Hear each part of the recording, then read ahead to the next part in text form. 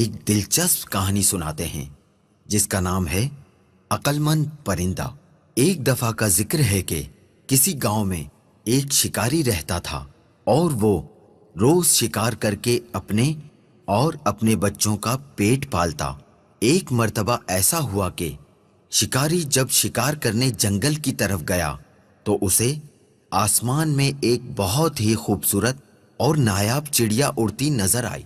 چڑیا کو دیکھتے ہی شکاری کے منہ میں پانی آ گیا اور وہ سوچنے لگا کہ اگر کسی طرح یہ نایاب چڑیا میرے ہاتھ لگ جائے تو اس کو بازار میں مہنگے داموں بیچ کر خوب پیسے کماؤں گا۔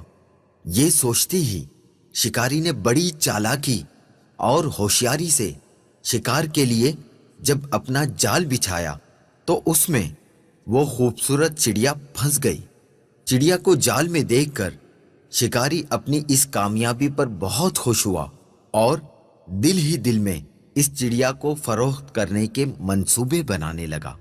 چڑیا جال سے باہر نکلنے کے لیے خوب پھڑپھڑانے لگی، لیکن جب چڑیا کی ساری کوششیں ناکام ہو گئیں اور اسے جال سے آزاد ہونے کی کوئی صورت نظر نہ آئی تو اس نے مایوس ہونے کے بجائے بڑے اطمینان سے شکاری کی طرف دیکھا اور کہنے لگی، اے عقل مند اور بھلے انسان، ذرا میری بات تو سنو۔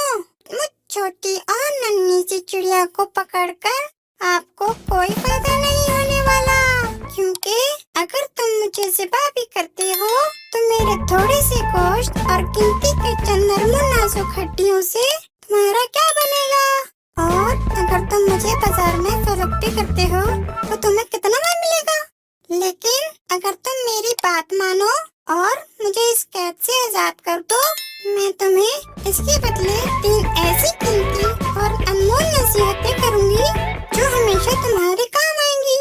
ان میں سے پہلی نصیحت تو میں تمہارے ہاتھ پر بیٹھ کر کروں گی، اور وہ نصیحت ایسی ہوگی جسے سن کر تمہارا خون خوشی سے اور بڑھ جائے گا۔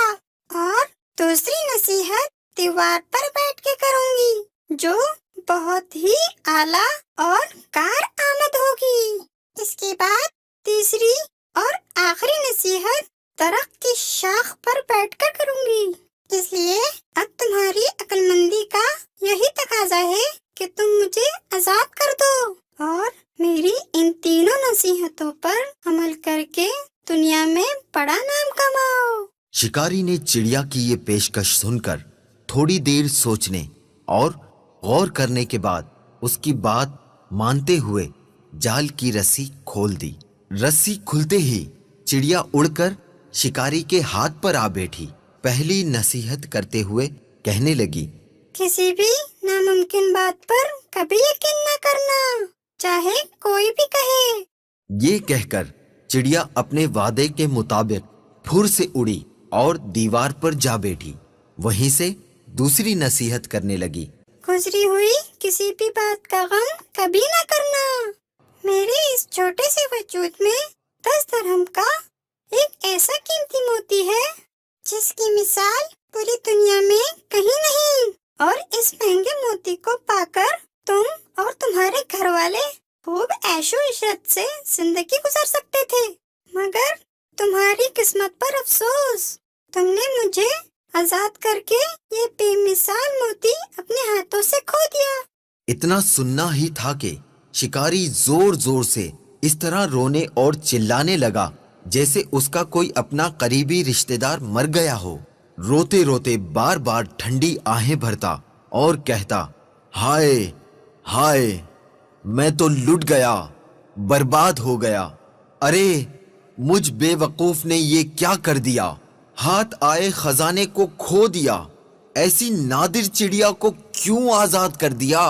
شکاری جب خوب رو دھو چکا تب چڑیا نے اسے مخاطب کرتے ہوئے کہا، ارے بے وقوف اور احمق شکاری، میں نے پہلے ہی تمہیں نصیحتیں کر دی تھی کہ گزری ہوئی بات کا غم نہ کرنا۔ جب یہ بات ہو ہی گئی تھی تو افسوس سے ہاتھ ملنا کس کام کا؟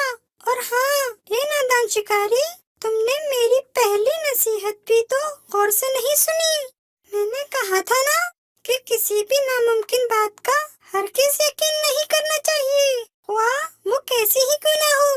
اب ذرا عقل سے کام لو اور دیکھو تو صحیح، مجھ ننھی سی جان کا پورا وجود 3 درہم سے زیادہ کا نہیں ہے، تو پھر 10 درہم کا موتی میرے چھوٹے سے وجود میں کیسے آ سکتا ہے؟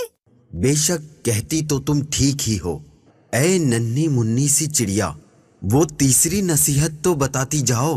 ارے بھائی، تم نے میری پہلی 2 نصیحتوں پر کون سا عمل کر لیا جو مجھ سے تیسری نصیحت بھی سننا چاہتے ہو؟